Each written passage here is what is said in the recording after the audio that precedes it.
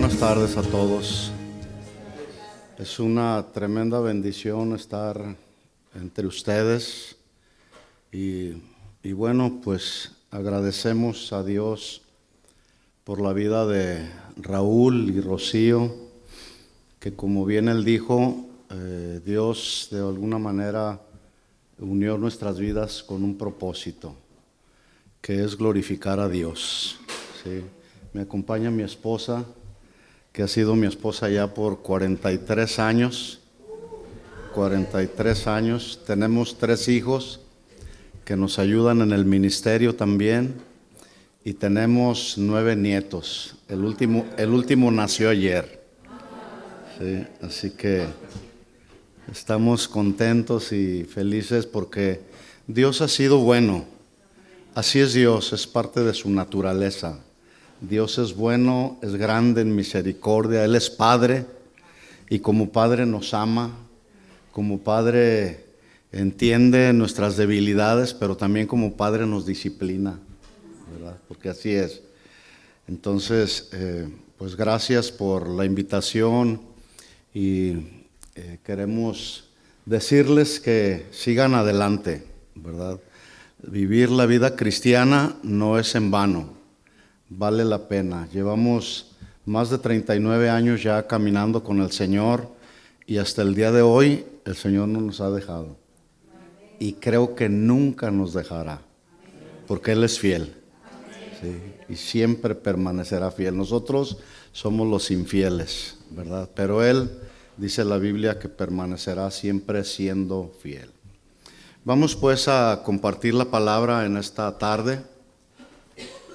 Y les pido que oremos para recibir la palabra y recibirla con mansedumbre, ¿verdad? Y que la palabra de Dios pueda hacer el efecto que siempre hace la palabra.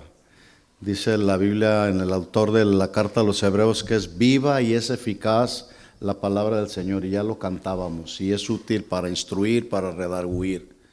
Se hace viva porque viene de un Dios que está vivo, pero se hace eficaz cuando la ponemos por obra. Mientras no, porque podemos acumular mucho conocimiento bíblico, pero si ese conocimiento bíblico no lo llevamos a la práctica, pues no sirve de mucho o de nada. ¿Sí? Así que recibamos la palabra. Cierra tus ojos, Señor, en el nombre de Jesús. Te damos gracias en esta tarde por tu amor, gracias por tu misericordia, gracias porque hasta el día de hoy tú estás con nosotros. Has sido fiel, misericordioso, lento para la ira y grande en misericordia, así dice tu palabra.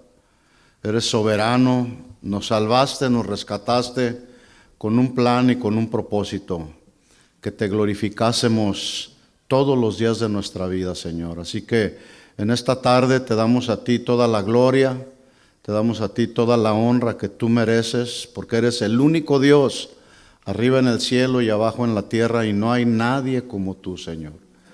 Eres soberano, eres eterno, y estamos deseosos de que tú regreses, que tu Hijo Jesucristo regrese por segunda vez. Pero en tanto eso sucede, Señor, queremos permanecer siendo fieles a ti, Señor. Por lo tanto, pedimos que continúes instruyéndonos con tu palabra, Señor, alimentándonos con ella para que nuestra vida cristiana sea una vida cristiana que no solamente te honre y te dé gloria, sino que podamos mantenernos firmes hasta el final de la carrera, Señor. Te pedimos todo esto en el nombre de Jesús. Y todos decimos amén. Dale un aplauso de alabanza al que nos salvó y al que nos rescató. Su nombre es Jesús. Él es digno de toda la gloria. Amén. Muy bien, quiero compartir en la línea de la serie que han estado recibiendo, que el pastor ha ido desarrollando. ¿Qué es ser cristiano? Es una muy buena pregunta. ¿Qué es ser cristiano? ¿Usted sabe lo que es ser cristiano? Ya les han enseñado a tener una vida nueva, manifestar el carácter de Cristo, ¿verdad? Así que, y qué buen tema, qué buena serie a desarrollar, porque justamente es en estos tiempos en los que nos tocó vivir, siempre ha existido la maldad. Desde los tiempos antiguos vemos generación tras generación de los seres humanos, aún del pueblo de Dios, rebelándose contra Dios, contra lo establecido por Dios en su palabra. El hombre cada vez corrompiéndose más y más y más. El problema del hombre no es que le falta dinero, el problema del hombre es que le falta Dios en el corazón, ¿sí? Y por eso ha habido tantos problemas en la humanidad. Por eso es que llegamos al pleno siglo XXI y seguimos viendo la maldad multiplicándose cada vez más y más.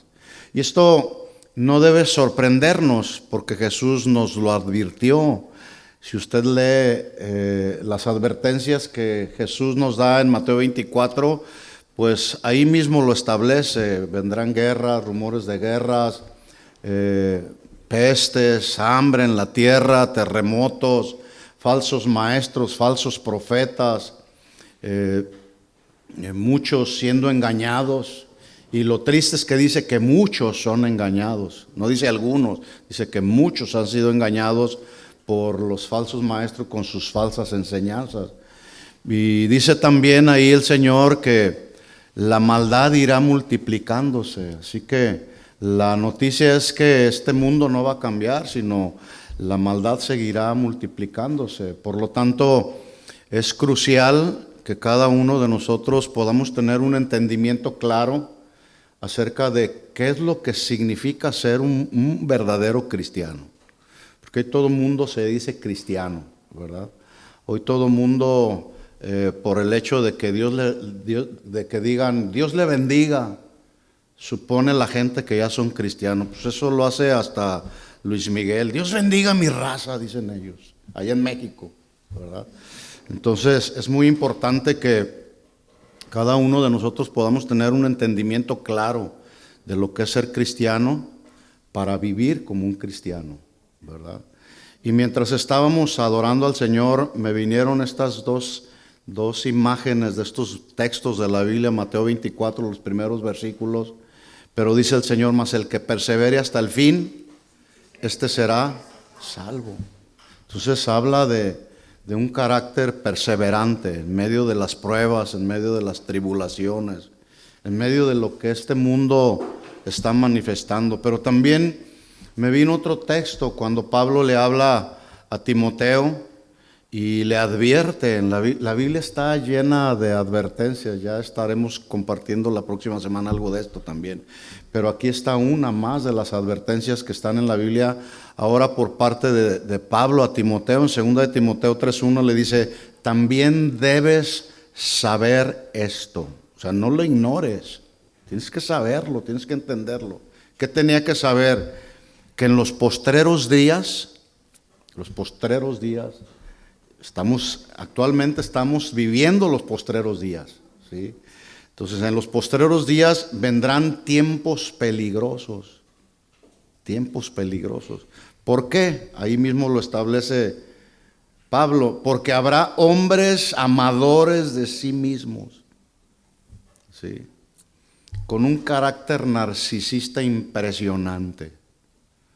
Primero yo, después yo y al último yo. Amadores de sí mismos. ¿Habrá hombres en la actualidad así? Y mujeres también. Bueno, ahí cuando dice hombres se refiere al género humano, ¿verdad? Hombres y también mujeres. Así que están incluidas las mujeres. Habrá hombres amadores de sí mismos, avaros, vanagloriosos, soberbios, blasfemos, diciéndole a lo bueno malo y a lo malo bueno, como bien lo dijo Isaías, ¿verdad? Desobedientes a los padres. ¿Cuántos tienen hijos? ¿Y qué tan obedientes son nuestros hijos? Más o menos, ¿verdad? Bueno, ¿qué tenemos que hacer? Pues enseñarles obediencia. Nosotros también como hijos de Dios se nos tiene que enseñar la obediencia. Dice entonces ahí, desobedientes a los padres, ingratos. Ya no hay gratitud en el corazón. La gente se siente merecedora de todo lo que hay alrededor. No, gratitud a Dios por la vida, gratitud a Dios por todas las bondades de Dios. La Biblia dice que toda buena dádiva y todo don perfecto desciende de lo alto, del Padre de las luces.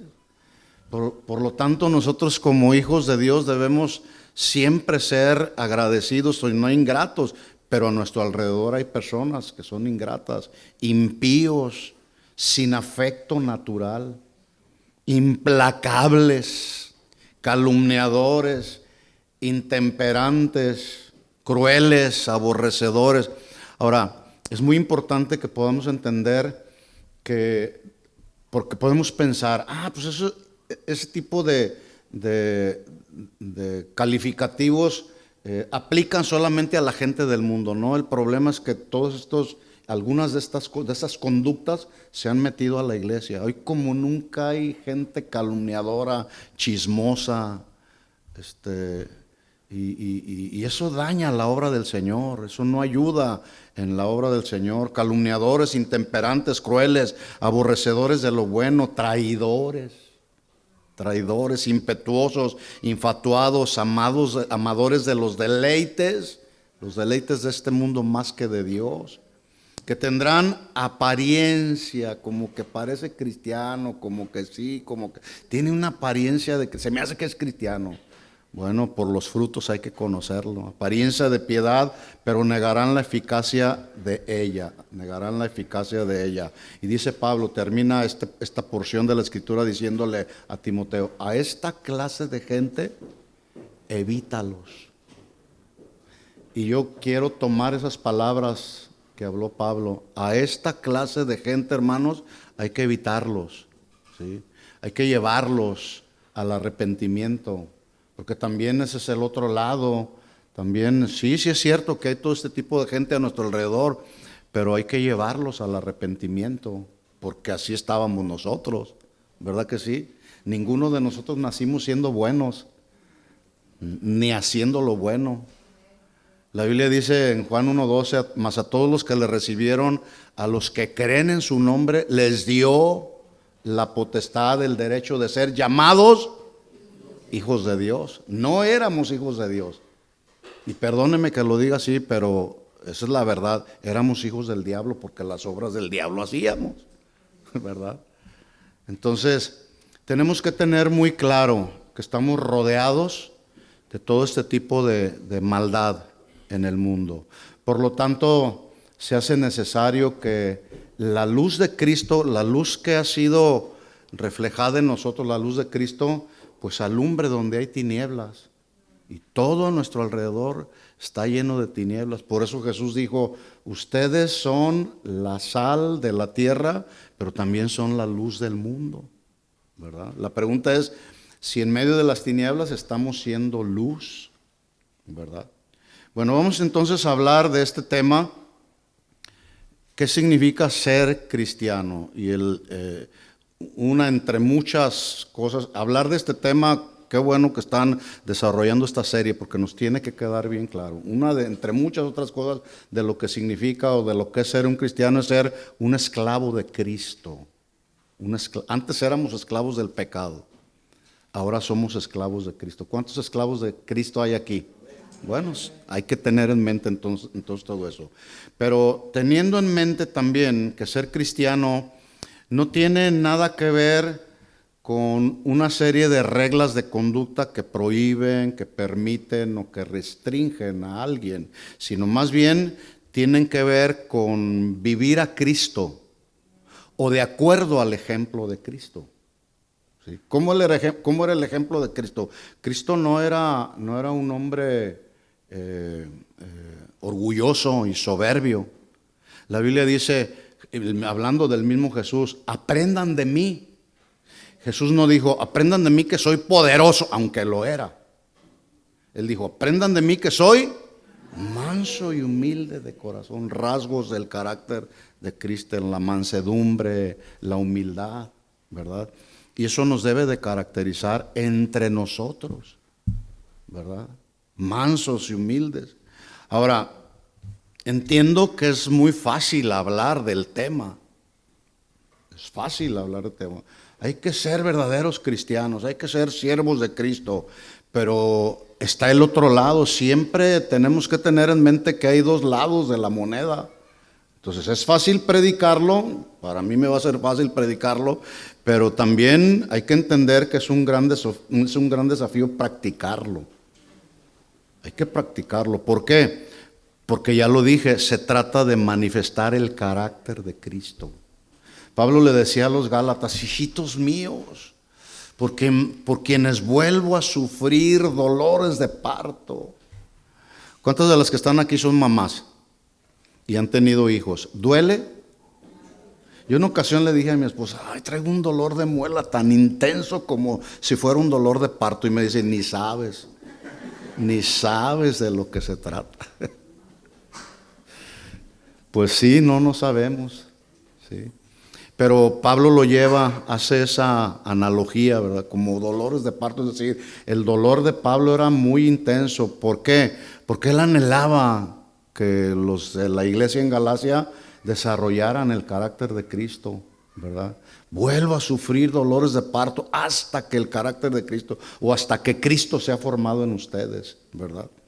Entonces, de eso se trata, desarrollar día con día en nuestra vida. Este es un proceso que no se va a terminar hasta que el Señor venga por nosotros o nos llame a su presencia, pero estamos en esa etapa de la santificación progresiva, ¿verdad? Pero del desarrollo de nuestro carácter cristiano, pero requiere, escuchen, requiere de un ingrediente indispensable que se llama, lo digo con una palabra, obediencia. Obediencia, palabras claves. La Biblia dice, entonces vamos ahí a Romanos capítulo 6, versículo 16. Romanos 6, 16.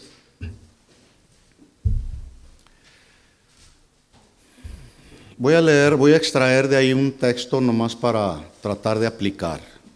Dice Romanos capítulo 6, versículo 16. Miren la pregunta, ¿no sabéis que si os sometéis a alguien como esclavos para obedecerle, sois esclavos de aquel a quien obedecéis, sea del pecado para muerte, o sea de la obediencia para justicia?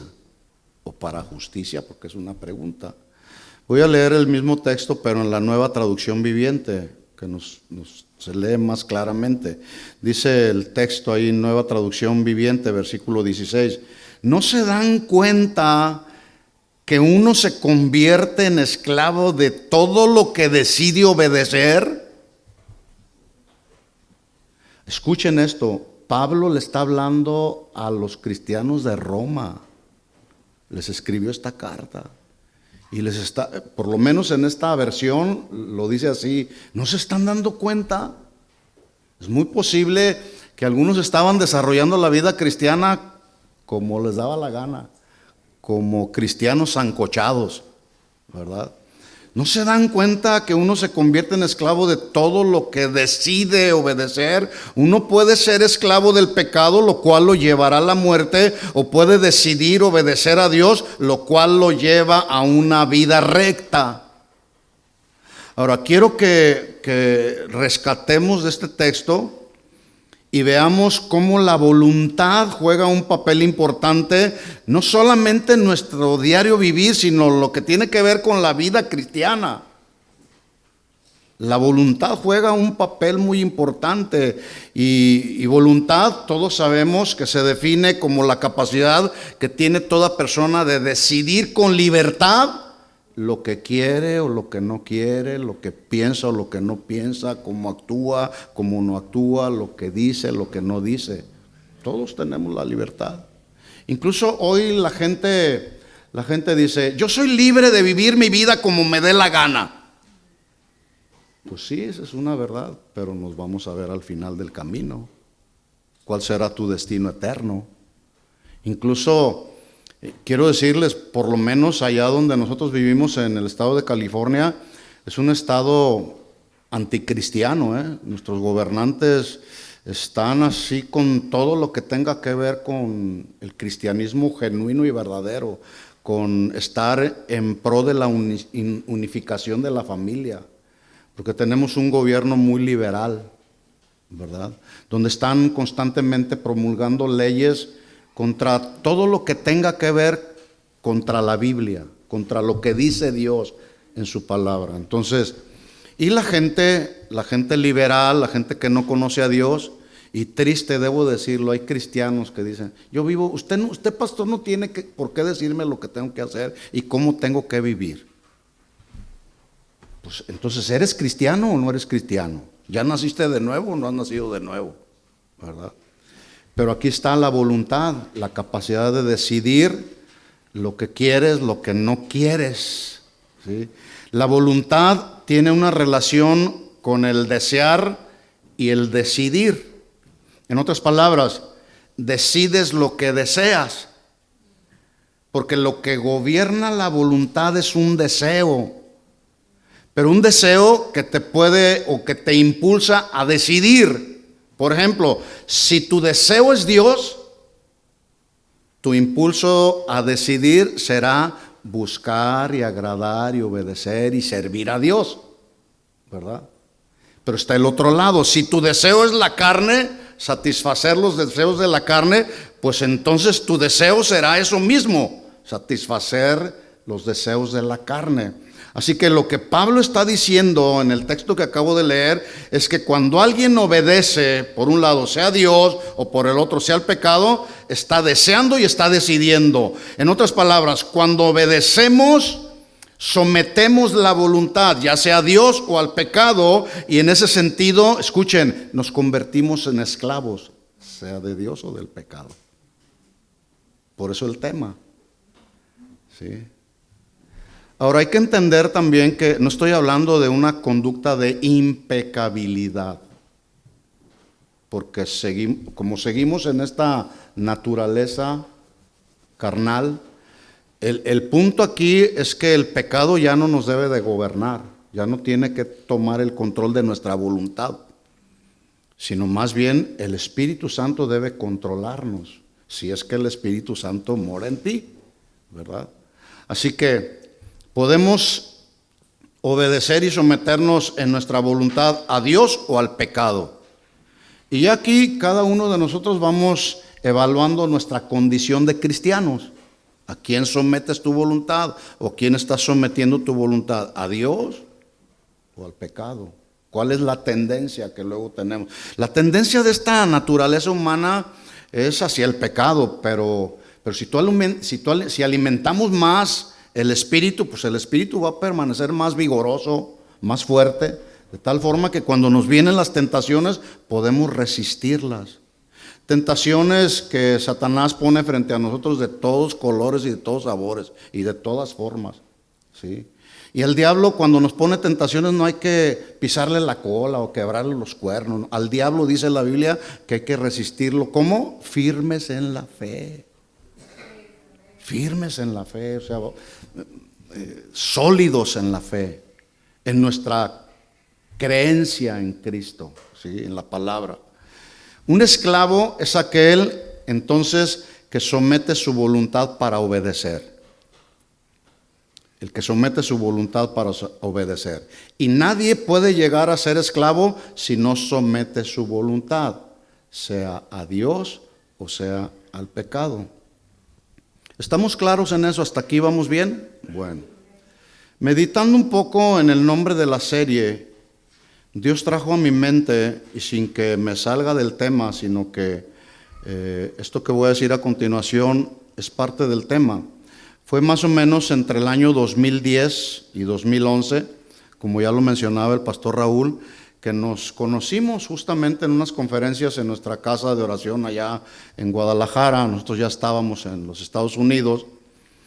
Y en un momento así que yo sin duda lo considero un momento providencial, cruzamos palabra con el pastor Raúl.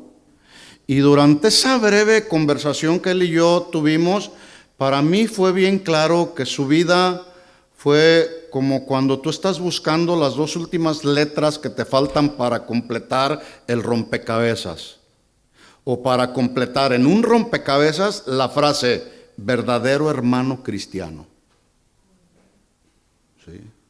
Me bastaron breves palabras en lo que intercambiamos, platicamos. No se diga cuando conocimos a su esposa y yo pude haber, si yo tuviera otro rompecabezas ahí, pude haber llenado la frase verdadero matrimonio cristiano. Y como él mismo dijo, a nosotros no nos gusta lanzar cebollazos, no, pero sí honrar al que honra merece, ¿sí? Entonces, no por nada ellos fueron enviados con una misión a este lugar y nos identificamos mucho porque todavía ellos no sabían que iban a venir después de algunos años más adelante a este país. Tenemos experiencias un poco similares que nos hablan de algo común entre los dos. Entonces quiero hacer énfasis en esas dos palabras o dos letras, mejor dicho, que llenaron mi rompecabezas. Verdadero hermano cristiano. ¿Por qué lo digo de esta manera? Porque en la actualidad no todo aquel que se dice cristiano es un verdadero cristiano. ¿Sí o no? ¿Estoy exagerando o es la verdad? Así es. Y aquí aplicamos ya, ¿sí? Yo quiero que mientras yo voy hablando, compartiendo algo con ustedes, desde luego esto no es un tema muy profundo, pero sí es práctico, ¿verdad? Pero que cada uno de nosotros vayamos evaluando nuestra vida, nuestra conducta cristiana, a ver dónde estamos, ¿verdad? Entonces aquí podemos aplicar y responder a la pregunta, aunque de una manera así muy genérica. Ser cristiano entonces es ser un verdadero cristiano y no un mero cristiano nominal. Un verdadero cristiano, ¿sí? Ustedes ya saben todas las implicaciones que hay en el hecho de llamarnos cristianos, ¿sí? ¿Qué es un cristiano nominal? Bueno, son todos aquellos que se identifican solamente como cristianos en las encuestas, en las conversaciones, pero que no tienen un vínculo y mucho menos un compromiso ni con Cristo ni con una comunidad cristiana como esta. Y tú le preguntas el día de hoy, oye, ¿eres cristiano? Sí, yo soy cristiano. ¿Conoces a Cristo? ¿Quién es? Una ocasión, un hermano mío en la carne me invitó a su iglesia. Él trabajaba y fue de hecho hace 22 años que llegamos recientes a Estados Unidos. Me invitó a compartir con un número muy nutrido de jóvenes entre 18 y 25 años de edad, ya maduritos los jóvenes, en una comunidad cristiana o en una denominación cristiana. Entonces había un buen número, yo creo que había unos 300 jóvenes ahí reunidos y uno que otro papá de los jóvenes. Entonces yo les pregunté, ¿quién de ustedes me pudiera decir qué es lo que dice Juan 3:16?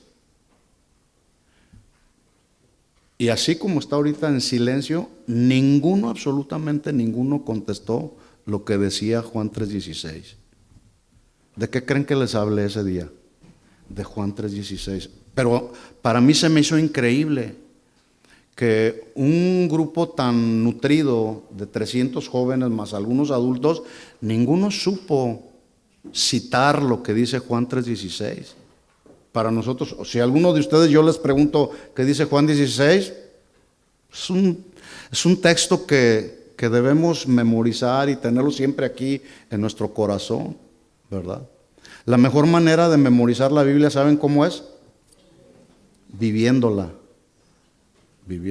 Yo les enseñé a mis hijos, hay un texto en la Biblia que mis hijos se lo saben así, pero al dedillo. Proverbios 29:15. ¿Qué dice Proverbios 29:15? La vara y la corrección dan sabiduría. ¿Saben cómo la aprendieron? A varazo.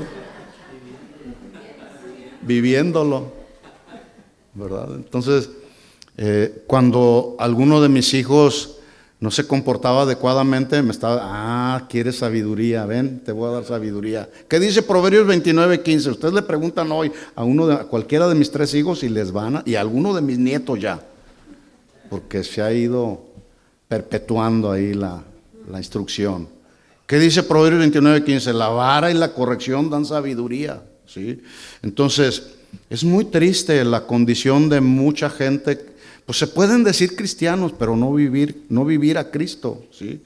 Desde entonces, pues, el pastor Raúl, junto con su esposa y yo, hemos mantenido no solamente una relación ministerial, sino una relación de amistad, de respeto, de servicio mutuo, de edificación en la palabra. Me edifican mucho las enseñanzas de su pastor. Hoy en la mañana estuvimos en la clase y hay tantas cosas que hay en el recipiente de sus pastores que bendicen, edifican, ¿verdad?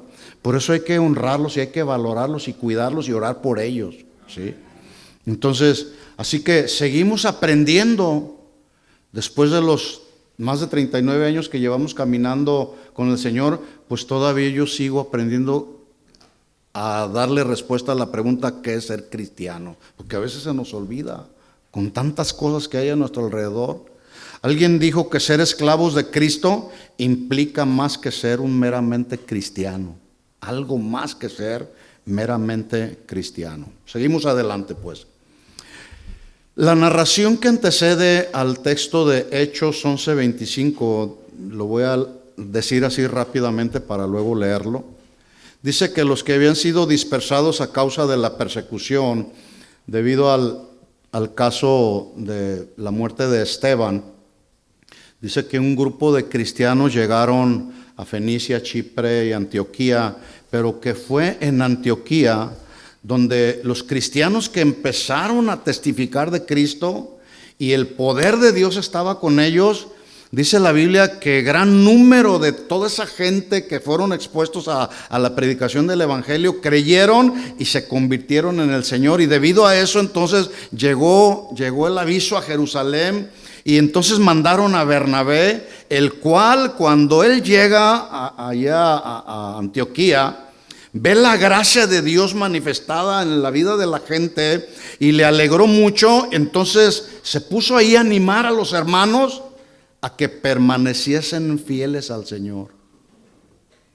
Hermanos, permanezcamos fieles al Señor, vale la pena, porque el día que los días de nuestra vida terminen en este mundo, nomás hay dos lugares, dos destinos: o será el reino de Dios o será el reino de las tinieblas. ¿A dónde te quieres ir? ¿Verdad? Así que volvemos a aplicar aquí, ser cristiano es ser fiel a Cristo. Es decir, como Pablo le dijo a los Gálatas en 2:20 de su carta, ya no vivo yo, sino Cristo vive en mí. Por eso vivo a Cristo, o mejor dicho, o de acuerdo al ejemplo que tengo de Cristo. Ese será siempre nuestro modelo a seguir, hermanos. En cualquier situación de nuestra vida, veamos a Cristo. Veamos su obra, veamos su misericordia, ¿verdad? Entonces dice Hechos capítulo 11, versículo 25, dice, voy a leer desde el 25, pero en realidad el texto es el 26. Dice, fue Bernabé a Tarso para buscar a Saulo, y hallándole le trajo a Antioquía. Y se congregaron ahí todo un año con la iglesia, y mire lo que empezaron a hacer. No perdieron el tiempo. Empezaron a enseñar mucha gente. ¿Enseñar qué? Las verdades de la Biblia. Ahí está el sustento de un cristiano. Empezaron a enseñar a mucha gente y a los discípulos se les llamó cristianos por primera vez en Antioquía. Es decir, a los discípulos que eran estudiantes, aprendices, ahora se les llamó cristianos, nombre que denota y habla de todo aquel, primero, que ha nacido de nuevo, segundo, manifiesta una nueva vida en Cristo, pero además, con un pensamiento muy serio, abraza el compromiso de ser un seguidor fiel de Jesucristo y no un mero simpatizante de Cristo. Es muy triste que el día de hoy tenemos gente en las diferentes congregaciones alrededor del mundo que pocos buenos cristianos o cristianos fieles o cristianos genuinos hay dentro de las congregaciones cristianas, hay muchos simpatizantes, no se diga en las mega iglesias, por lo menos allá en Estados Unidos, ¿verdad? Sin embargo, estos cristianos del tiempo de Pablo creían en sus promesas, en las promesas de Dios, confiaban en las promesas de Dios. No decían como el pueblo de Israel: Señor, ¿podrás poner mesa en el desierto? Porque dudar de alguna manera de lo que Dios habla en su palabra es atentar contra la soberanía y el poder de Dios. Y a veces así somos como cristianos. Señor, ¿de veras tú me vas a fortalecer? Porque a veces ahí están las promesas del Señor en la Biblia, muy claras, pero a veces dudamos de ellas. Estos cristianos creían y confiaban en las promesas de Dios, pero además, de una manera intencional, su tarea de estos cristianos fue formar en su vida misma, el carácter de Cristo, pero bajo los preceptos, bajo los mandamientos, bajo las normas de Dios. No lo que dice aquel o no lo que decía aquel, no, ¿qué dice Dios? Ahí en base a eso voy a ir formando en mi vida el carácter de Cristo, ¿sí? Antes de continuar, voy a compartirle una anécdota que leí hace unos días que me bendijo mucho, que pues no es nada nuevo, ya mucho lo hemos escuchado, pero dice esta anécdota de la vida real. Dice que a mediados del siglo II, en una sala del Palacio de Gobierno del emperador Marco Aurelio, por cierto, era una época en que el cristianismo era ilegal, los creyentes de todo el Imperio Romano enfrentaban no solamente la amenaza de la prisión, sino la tortura, la muerte.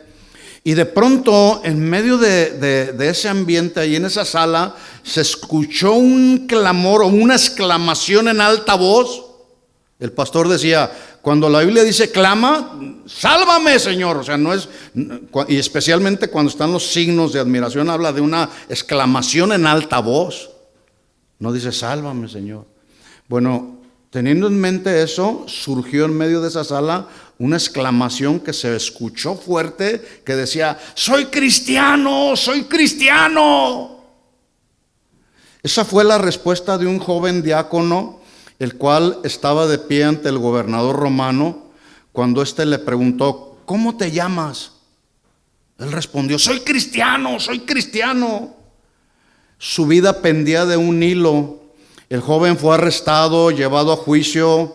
Sus acusadores intentaban forzarlo a retractarse de su fe. Sin embargo, una y otra vez él respondía con la misma frase: soy cristiano, soy cristiano.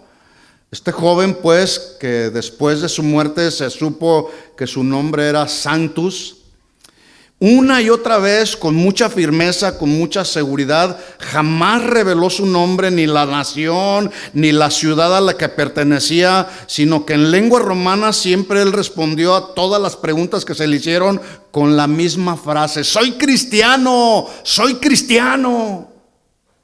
Finalmente, el joven Sanctus fue condenado a una despiadada y sanguinaria tortura y después a la muerte pública en el anfiteatro romano. La historia cuenta que el día de su ejecución él fue cruelmente masacrado por las bestias salvajes. Luego después de eso lo sentaron en una silla de hierro ardiendo. Wow. Durante la tortura, sus acusadores y sus verdugos suponían que su fe se iba a debilitar bajo el dolor del tormento. Sin embargo, sus palabras mortales hablaron de un compromiso inmortal, ya que durante todo su sufrimiento nunca dejó de decir: soy cristiano, soy cristiano.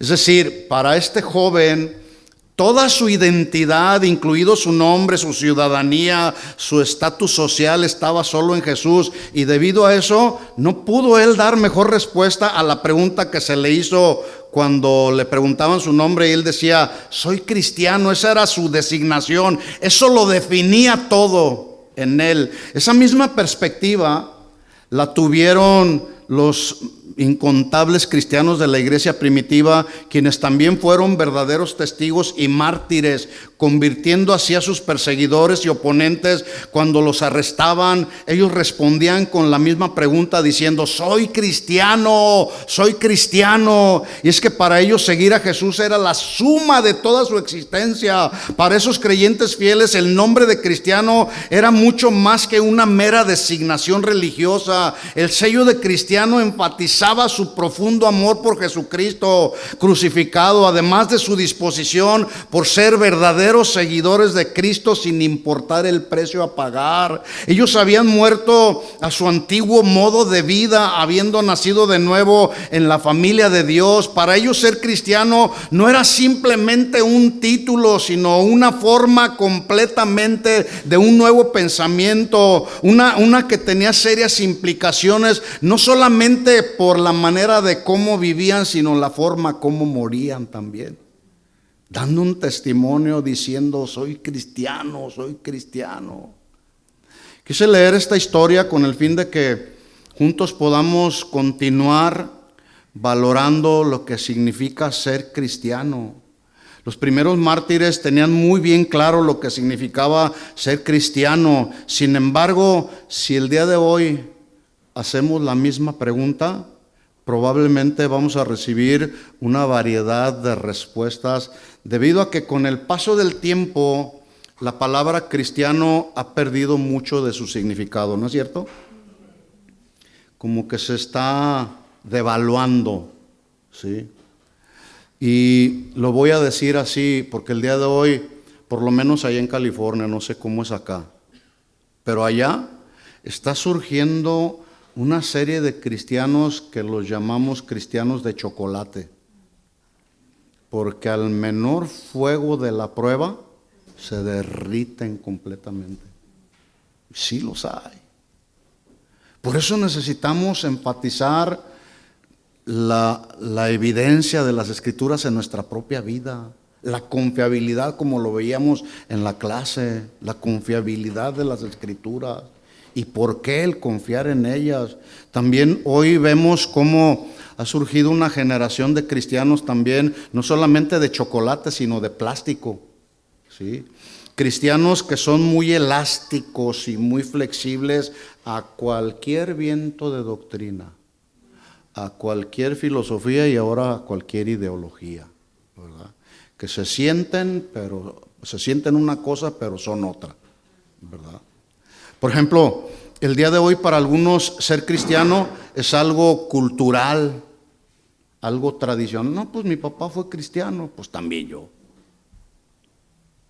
Para otros el título es un título heredado de una generación previa, que consiste en evitar, como ya lo decía al principio, ciertos comportamientos, ciertas conductas, con el firme deseo de proyectar que somos personas buenas, que no le hacemos daño a nadie. Yo les voy a decir una cosa: la buena moral que alguien manifieste no va a salvar a nadie. Una persona puede mostrarse moralmente bien, un hombre respetuoso, un hombre educado, pero si no ha nacido de nuevo, se va al infierno. ¿Sí o no? Porque la buena moral no salva a nadie.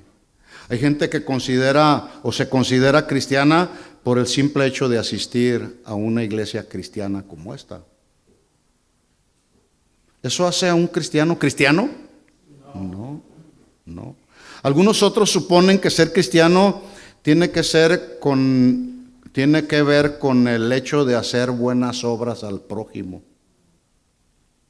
No, pues hay instituciones de beneficencia pública subsidiadas por gente que solamente tiene voy a hacer bien al prójimo y voy a invertir de mis riquezas, voy a invertir para un orfanatorio, por ejemplo.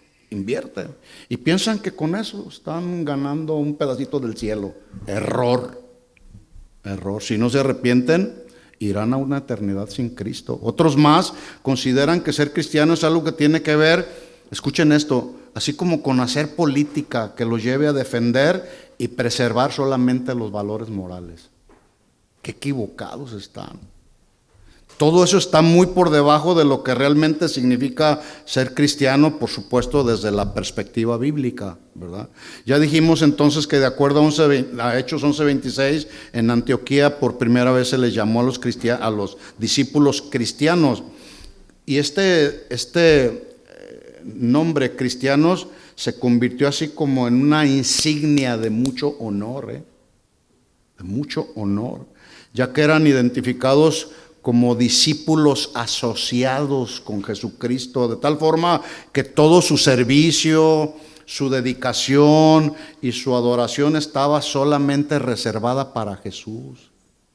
Hoy la gente adoran hasta las cucarachas, las vacas, las cucarachas, el sol, las estrellas, la luna, las estrellas, y pretenden bajarlas, ¿verdad? Ser cristiano en el sentido real es ser un seguidor fiel y leal incondicional a Cristo. Estas dos palabras, fidelidad y lealtad, son como primas hermanas. Y la mejor manera de traducir lo que significa lealtad es: alguien es leal, o se habla de una persona que es leal cuando es una persona incapaz de traicionar. Eso es lealtad, que es incapaz de traicionar, se va a mantener fiel, se va a mantener sólido, se va a mantener en la verdad. Sin embargo, eso no pasó con Judas. El Judas por un tiempo caminó con Jesús, pero al final de cuentas ahí está la conducta del hombre traicionera, traicionó al maestro. ¿Cuántos aquí son cristianos? ¿Cuántos son cristianos? A ver, levanten la mano. Ay. Bueno, ok. Vamos a ver qué tan real es nuestra afirmación, ¿verdad? Porque pues de eso se trata, ¿verdad? Dice Primera de Pedro capítulo 4 versículo 12. Primera de Pedro 4:12. Amados, no os sorprendáis del fuego de prueba que os ha sobrevenido como si alguna cosa extraña os aconteciese. Y aquí hacemos un paréntesis. ¿Cuántos de nosotros en nuestro caminar cristiano hemos atravesado, o es muy posible que en el día de hoy, en este tiempo, tú estás siendo pasado por el fuego de la prueba? Alguna situación, puede ser una necesidad económica, puede ser que no tienes trabajo, puede ser que tu esposo o tu esposa no es convertido al Señor, y eso provoca sufrimiento, se padece porque hay dolor, hay lágrimas. Entonces dice, ¿cuántos han estado atravesando por alguna prueba o ya atravesaron por alguna prueba? Levanten la mano, ¿ok? Si tú no levantaste la mano, pues prevente porque te va a venir la prueba. Esa es la manera como Dios nos ayuda a formar el carácter a través de las pruebas. Si no estás dispuesto a soportar el fuego de la prueba, te puedes convertir en un cristiano de chocolate. Cuidado, no. Hay que ser cristianos sólidos, porque también hay chocolate bien sólido, pero bueno, se le pone el fuego y se derrite, ¿verdad? Entonces, si tú estás atravesando en el día de hoy por alguna prueba, algún fuego de la prueba, dice Pedro, no te sorprendas. ¿Por qué nos sorprendemos? Se sorprenden los que no son cristianos. Jesús nunca dijo que la vida cristiana iba a ser todo color de rosa, ¿verdad que no? Pero sí dijo él, en el mundo tendréis aflicciones. Y a nadie nos gustan las aflicciones. Por eso ese movimiento que surgió por ahí, pare de sufrir, ha tenido tanto éxito, porque la gente pues obviamente quiere parar de sufrir, no quieren el sufrimiento, pero el sufrimiento es parte del ser cristiano. ¿Ya sabían eso? Sí, es parte del ser cristiano. Dice entonces ahí versículo 13, sino gozaos. Fíjese cómo por un lado dice, no te sorprendas del fuego de la prueba, más bien gózate. Ahora, ¿quién humanamente así reacciona? Cuando estamos en medio de la prueba, ¿quién reacciona con gozo? La reacción inmediata luego es, ¿por qué a mí, Señor? ¿Verdad?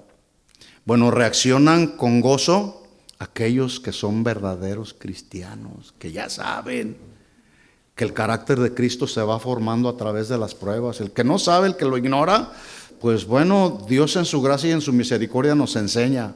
Tú no sabes lo que es el fuego de la prueba. Ahí te va la prueba. Te voy a mandar una prueba, ¿verdad? Y gózate. Pero escuchen, cuando dice ahí, sino gozaos por cuanto sois participantes de los padecimientos de Cristo, ese gozarse es un gozo, escuchen mis hermanos, que nosotros no podemos producirlo humanamente. Tenemos que ir a su presencia. Señor, estoy sufriendo. Señor, estoy en medio de una prueba. Dame tu gozo, dame tu paz, dame tu gracia, Señor. Hay que ir a la presencia de Dios. Hay que ir y derramar nuestro corazón al Señor y ahí poderle comunicar a Él a través de nuestra oración cuál es nuestra condición. Señor, estoy en el fuego de la prueba y créeme, Señor, lo menos que puedo experimentar es gozo. Entonces, cuando el Señor imparte gozo, su gozo, el gozo que proviene de Él, el gozo del Señor es nuestra fortaleza. Entonces salimos de su presencia fortalecidos. Y gozaos, dice, por cuanto sois participantes de los padecimientos de Cristo, para que también en la revelación de su gloria os gocéis con gran alegría. ¿Cuántos quieren ir con el Señor? Eso produce gozo. Yo me quiero ir con Él. A veces le digo a mi esposa, ya me quiero ir de este mundo cruel. Pues sí, pero no es a la hora que yo quiero. Es a la hora que Él lo determine así. Versículo 14, mire lo que dice: si sois vituperados, si sois rechazados. ¿A cuántos los han rechazado por ser cristianos? Ay, sí, ¿a poco ya se te olvidó quién eras? Sí, una ocasión, mi hermano mayor, que espero esté en la presencia del Señor, cuando yo me convertí, él me dijo, tú traicionaste la religión que nuestros padres te inculcaron. Eres un traicionero, ¿verdad? Y cuando te estés muriendo, me vas a pedir que vaya por el ministro para que venga a darte los santos óleos. ¿Sí? Y luego me dijo, tú ni volviendo a nacer vas a cambiar. Resulta que nací de nuevo y cambié. Dios me cambió, mejor dicho. ¿Sí? Porque el que está en Cristo, nueva criatura es. Estar en Cristo, ¿verdad? Nueva criatura, una nueva vida en Cristo. Entonces nosotros no podemos producir el nuevo nacimiento. Dios lo hace en nosotros, ¿verdad? Entonces, si sois vituperados por el nombre de Cristo, sois bienaventurados, dichosos, felices. Porque el glorioso Espíritu de Dios reposa sobre vosotros. Ciertamente de parte de ellos Él es blasfemado, pero por vosotros es glorificado. Así que ninguno de vosotros padezca como homicida, o como ladrón, o como malhechor, o por entremeterse en lo ajeno. La gente puede decir de ti lo que quieran. Eres esto, eres un ladrón, eres un cristiano así. Bueno, que lo digan. Preocúpate si lo que están diciendo es de veras. Es cierto lo que están diciendo. Pero si no, mira, dice, pero si alguno padece como cristiano, no se avergüence, sino glorifique a Dios por ello. ¿Sí? ¿Cuántos se sienten bendecidos de ser cristianos? Yo me siento bendecido. Me siento bendecido. ¿Sí? Así que el nombre cristiano sugiere para muchos, ya lo dije, no una asociación superficial con Jesús, sino más bien demanda de nosotros un afecto profundo para con Cristo y su palabra, una lealtad, una sumisión inquebrantable. Pero además de los padecimientos, escuchen esto, porque en la vida vamos a sufrir, y ahorita sufrimos y Dios nos da oportunidad, luego nos saca del sufrimiento y nos da oportunidad como de respirar, porque ahí viene la otra prueba. Acuérdense de esto, siempre las pruebas irán formando nuestro carácter, el carácter de Cristo en nosotros. ¿Jesús sufrió? Sí. ¿Qué nos hace suponer que nosotros no? ¿Verdad?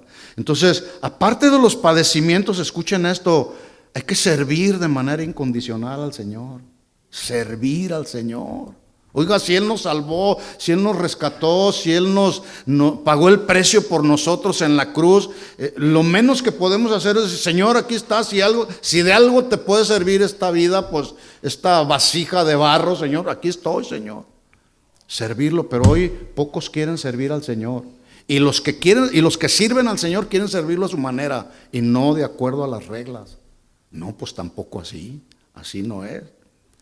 Entonces, miren lo que dice Lucas 9:24, hablando de los padecimientos de Cristo. Dice, Él les mandó que nadie dijese esto, encargándoles rigurosamente y diciendo, es necesario que el Hijo del Hombre padezca muchas cosas.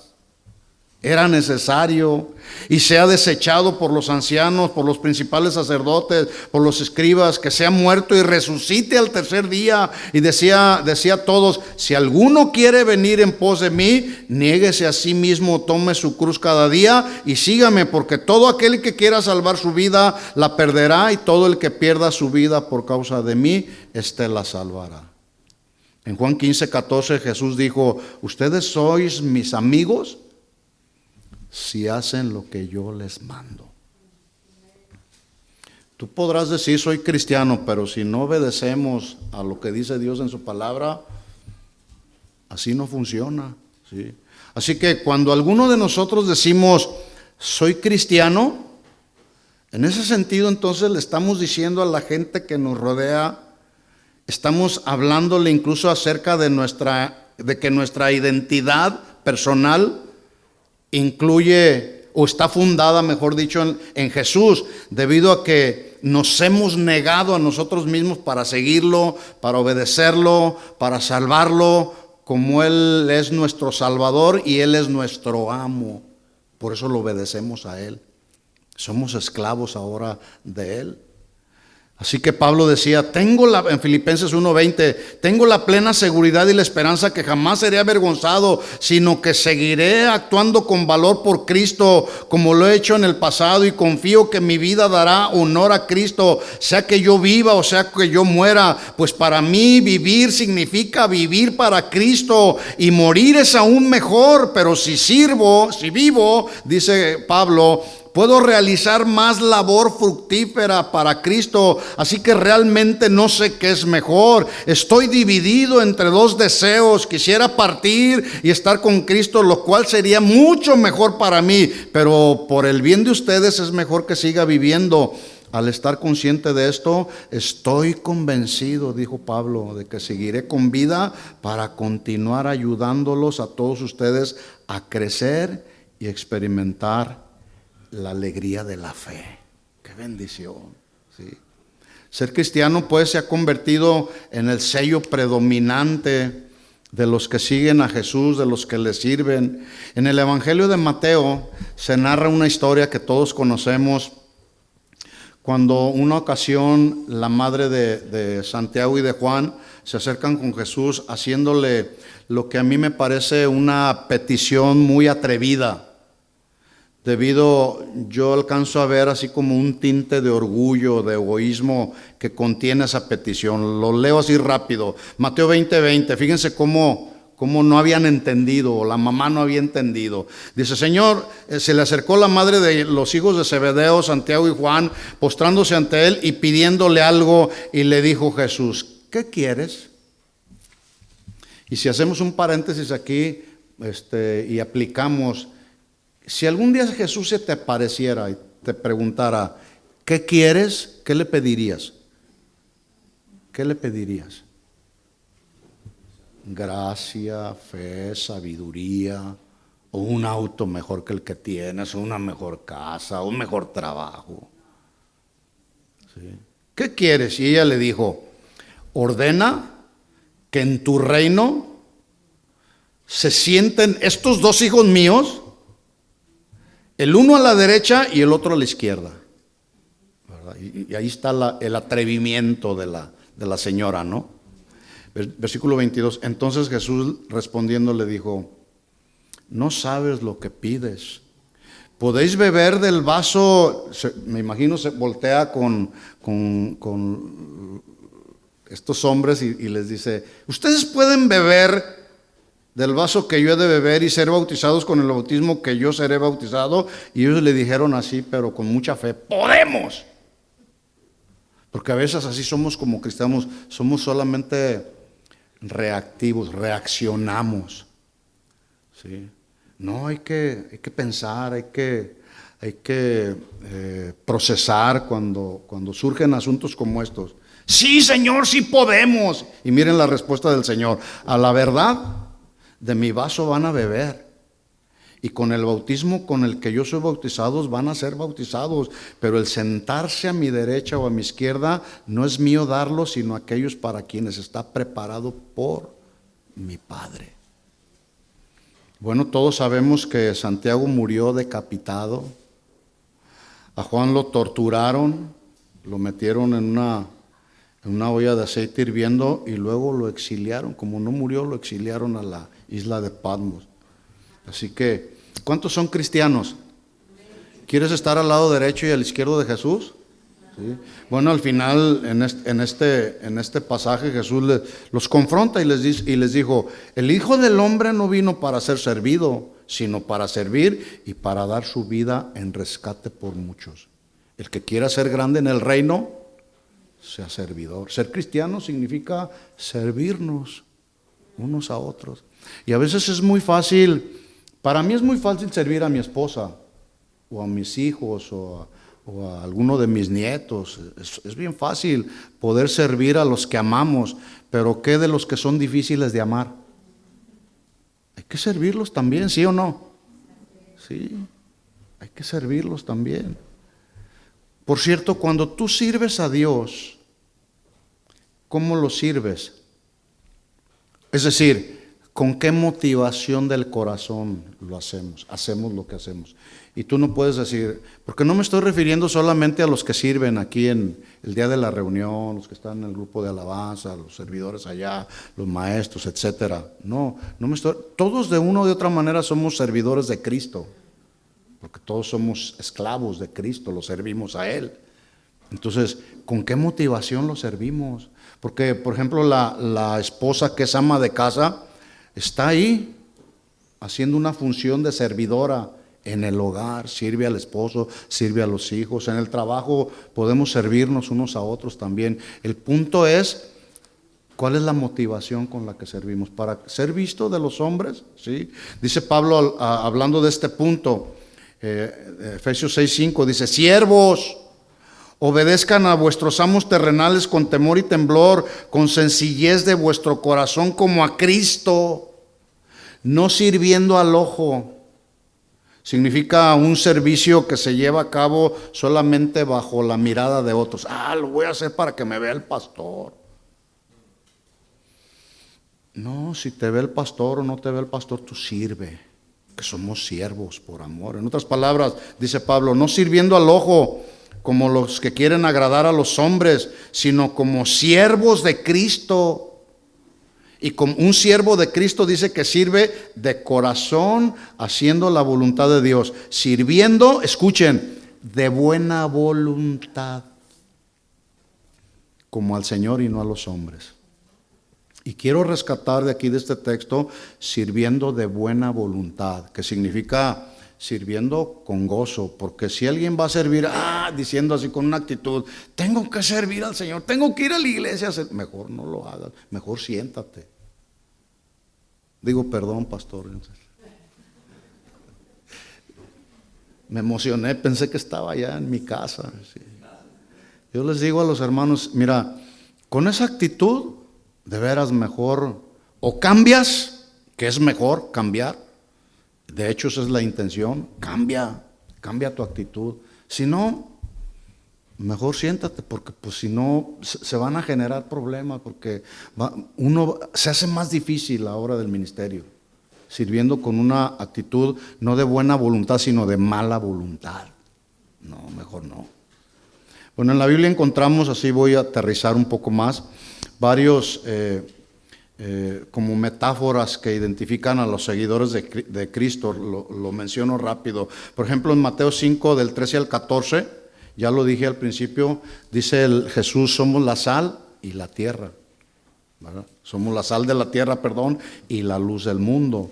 En Romanos 8:17 dice que somos hijos de Dios, herederos y coherederos con Cristo. En otras palabras, este mundo no es mi hogar. ¿Es el tuyo? El mío no. Este mundo no es mi hogar, como lo cantamos. ¿Sí? Tenemos un hogar allá que fue Jesús a preparar para nosotros. Esa es nuestra expectativa final. ¿Sí?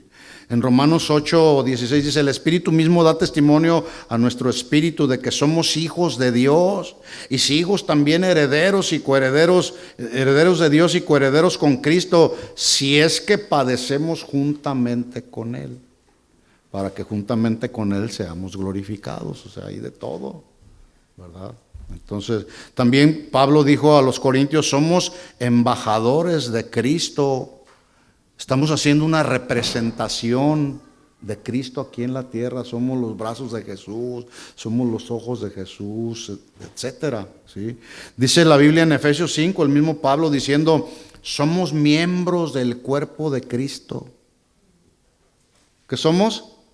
Miembros. La persona que tienes ahí a tu lado es parte del cuerpo de Cristo, y somos necesarios los unos a los otros.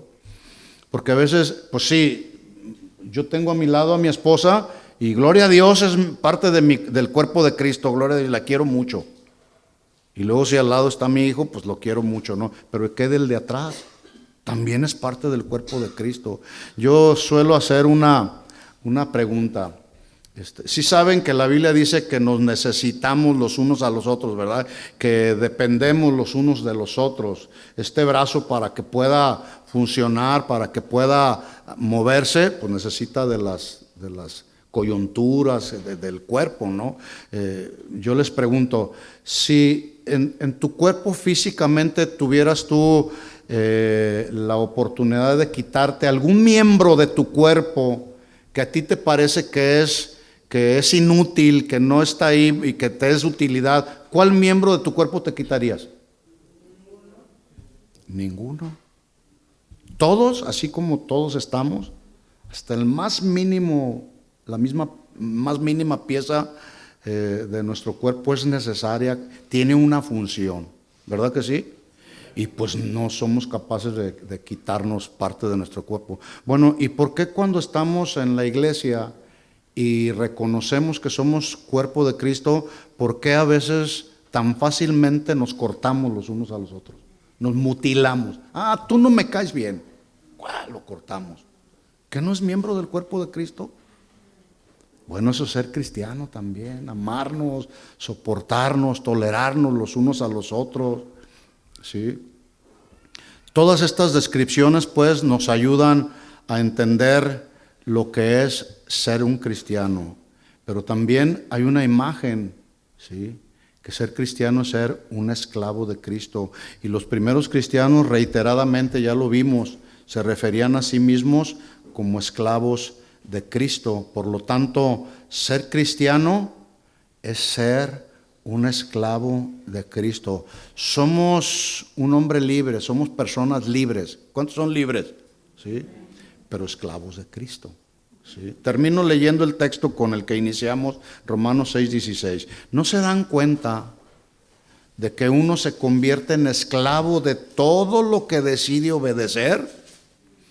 Uno puede ser esclavo del pecado, lo cual lleva a la muerte, o puede decidir obedecer a Dios, lo cual lo lleva a la vida recta. Cada quien decide, ¿de acuerdo? Vamos a orar y que Dios nos ayude, mis hermanos. Le invito a ponerse de pie, si usted quisiera levantar sus manos. Señor, gracias. Gracias por tu palabra. Gracias por recordarnos, Señor, la grande responsabilidad que tenemos de manifestar tu carácter al mundo, Señor, a la gente que nos rodea. Sigue moldeándonos, Señor, como el barro, como el alfarero al barro, Señor. Sigue quitando todas aquellas asperezas, todo aquello que no sirve en nosotros, Señor. Sigue quitándolo. Y si has de hacer uso de las pruebas, de las aflicciones, de las necesidades, pues tú nos darás la gracia, Señor, para soportar cualquier prueba, cualquier sufrimiento, pero queremos siempre determinados en nuestro corazón decidir obedecerte a ti, no al pecado, Señor. Sí hay una lucha entre la carne y el espíritu. El mismo Pablo decía, porque lo que hago no lo entiendo, pues lo que quiero hacer no lo hago. No hago lo que quiero, sino lo que no quiero hacer. Miserable de mí, ¿quién me librará de este cuerpo de muerte? Solamente tú, Señor, puedes ayudarnos, solamente tú puedes fortalecernos. Yo te pido por cada uno de mis hermanos que están aquí, Señor, fortalécelos en la fe, Señor. Si alguno eventualmente, Señor, se ha debilitado en la fe, en este momento, Señor, extiende tu brazo, Señor, en el nombre de Jesús. Levanta tus manos y recibe en este momento. El Señor extiende su brazo y en este momento, el Señor, fortalece tu vida. Dile al Señor, Señor, fortaléceme. Señor, lléname de ti. Que tu presencia, Señor, me envuelva en estos momentos. Si estás pasando por alguna prueba, por alguna necesidad, dile al Señor, Señor, dame de tu gracia como lo hiciste con Pablo, Señor. Porque cuando manifiestas tu gracia, entonces podemos entender que somos fuertes. Porque en ti, Señor, en ti solamente hay fortaleza. Danos el gozo que proviene de ti. Danos la paz que sobrepasa el entendimiento humano, Señor. En el nombre de Jesús, tu bendición, tu protección divina para cada familia representada en esta casa y aún para todos aquellos que se han conectado en esta transmisión. También bendícelos donde quiera que ellos estén, Señor. No hay nada, absolutamente nada que a ti te limita. Tú eres Dios y no hay nada que te limita. Tú eres el Señor de toda la tierra. De Jehová es la tierra y su plenitud, el mundo y los que en él habitan, Señor. Por eso vamos a ti, Señor. Por eso nos refugiamos en ti, Señor. Porque tú eres el único hacedor de maravillas, Señor. Porque tú eres el único, Señor, a quien podemos acudir. Oh, ¿a quién tenemos en los cielos si no es a ti, Señor? De ti proviene la paz, de ti proviene el gozo, de ti proviene la fortaleza, Señor. En el nombre de Jesús, en estos momentos llénanos, habla con el Señor, levanta tu voz y dile, Señor, aquí está nuestra vida. Fortalécenos, Señor, en todo momento, cuando venga la prueba, cuando venga la tentación, Señor, podamos mantenernos firmes, estables, inconmovibles, Señor, resistiendo, Señor, los embates del enemigo, resistiendo los ataques de este mundo, la gente que rodea este mundo, Señor, resistiéndolos, firmes en la fe, Señor. En el nombre de Jesús, Señor, aumentanos la fe, Señor, para que podamos seguir adelante, fieles hasta la muerte, Señor. En el nombre de Jesús, para que en todo seas tú glorificado, Señor. En el nombre de Jesús, tu bendición, tu protección divina para cada familia en esta casa, Señor. En el nombre de Jesús. Y a ti sea toda la gloria y toda la honra por siempre, Señor. Gracias por tu palabra, Señor. Te damos la gloria y te damos la honra solamente a ti. Y todos decimos amén y amén. Gracias, Señor. Gracias por tu palabra, Señor. Amén. Que Dios los bendiga, Señor.